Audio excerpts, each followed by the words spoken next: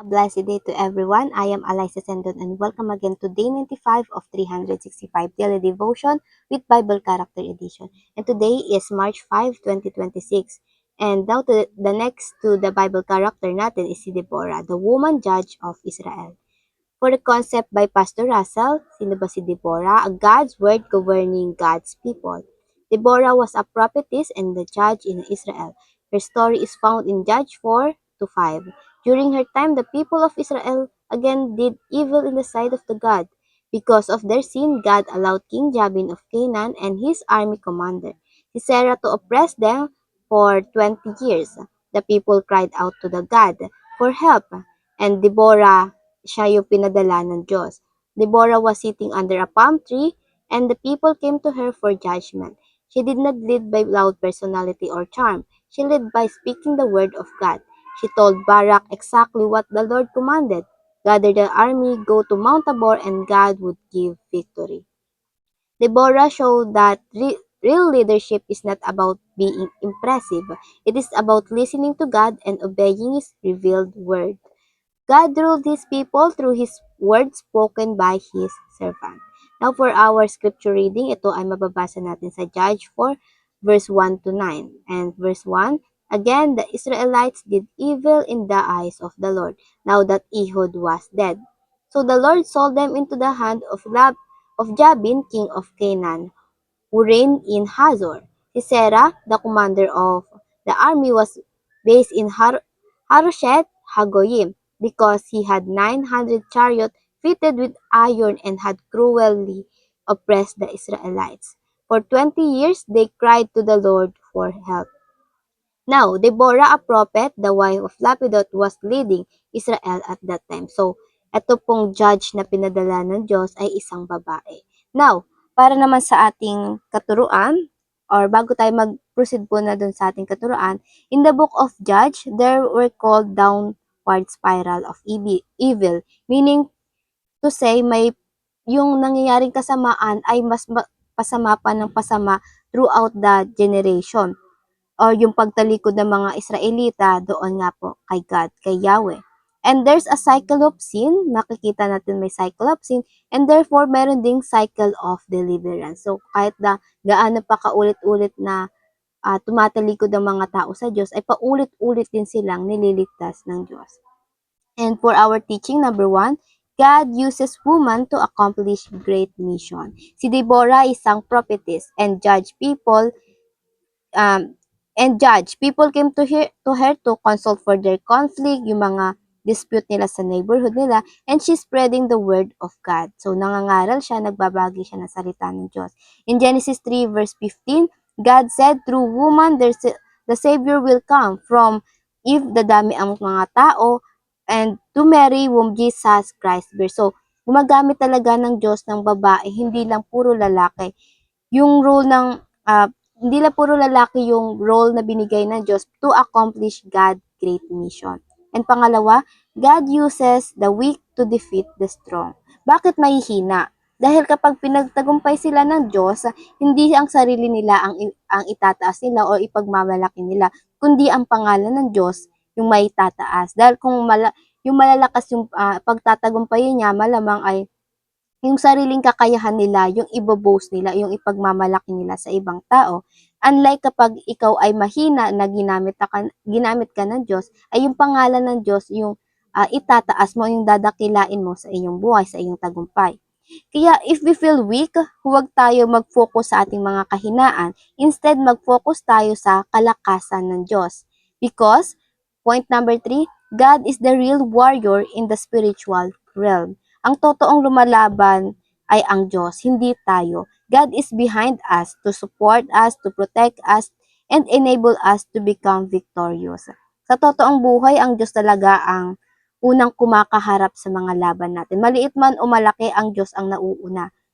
Kahit gano'n man yan kalakas, kalaki yung hamon ng buhay natin, always remember na walang masigit sa Diyos.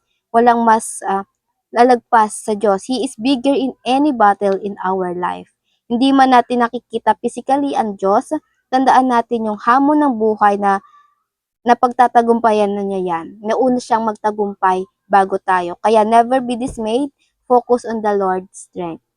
And application, paano ba natin ito isa sa buhay? Number 1, spend more time on listening to God. Si Deborah, she is a prophet, so basically, she always commune with our God, si Yahweh. She listen and obey. And before God send us into the battles, palaging may instruction binibigay ang Diyos. And to know that, kung ano yung instruction na yon, we must spend more time listening to Him. Dapat nakikinig tayo sa Kanya. Inaalam natin yung Kanyang kalooban, hinihingi natin yung direction sa ating mga patutunguhan. Prayer life is very important. Yung scripture reading is very important. And as well yung devotion. Ito nga yung pagkakaroon ng oras kasama or pakikipag-usap sa Panginoon. All of this is a part of listening to God and discovering His will. And pangalawa, focus on God's strength and not our weaknesses. Because if we focus on the strength of our enemy or yung mga kakulangan natin, talo na agad tayo. Hindi pa tayo nag-uumpisa pero talo na tayo. Talagang mahirap ang buhay at mas mahirap pa kung walang Diyos na walang Diyos na totoo sa ating mga buhay. But when you focus on God's strength, despite of material insufficient, mga kakulangan natin, always remember, God is sufficient. Hindi nagkukulang ang Diyos. He will fill you more than what you think you need.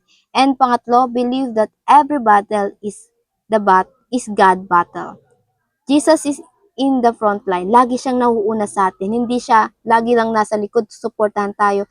Nauna na siya at nasa likod natin siya para suportahan tayo. Nauna siya, hindi tayo dinadala ng Diyos sa pagsubok para mamatay lang, para maghirap lang. He put us here for a commission. Nakiki-mission lang tayo sa Diyos. Ang Diyos talaga ang nauuna dito. Ang Diyos talaga ang may mission. Same mission, mas magaan na mission na kinaharap ng Diyos. Mas magaan pa nga to kumpara sa kinaharap ng Diyos, si Jesus.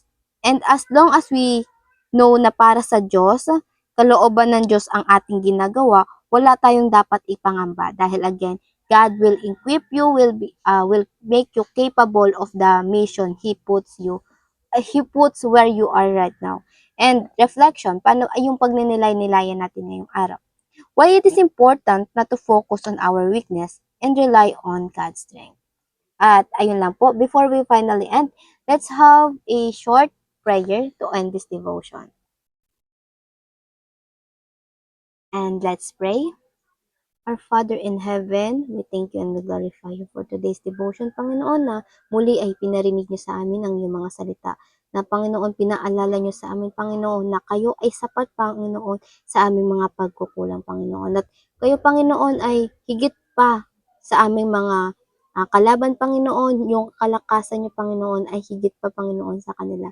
Panginoon, thank you for always strengthen us, Lord God, sa pagpapaalala sa amin, Panginoon, na lagi kayong nandyan, Panginoon, at ginagamit niyo ang bawat isa, Panginoon, sa kabila ng kanilang mga kahinaan, Panginoon.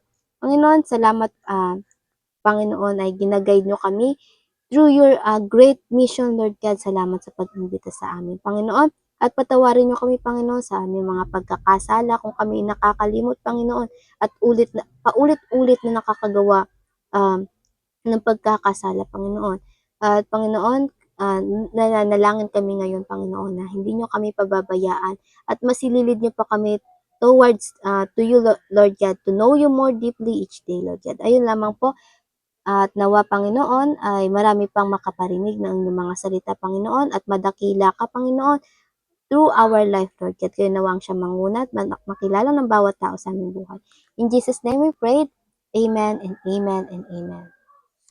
And ayun lang po, I hope marami tayong natutunan at matututunan pa. And I pray na sama-sama sana tayong lumago para sa Panginoon. See you again tomorrow for our devotion. Have a nice day ahead and God bless.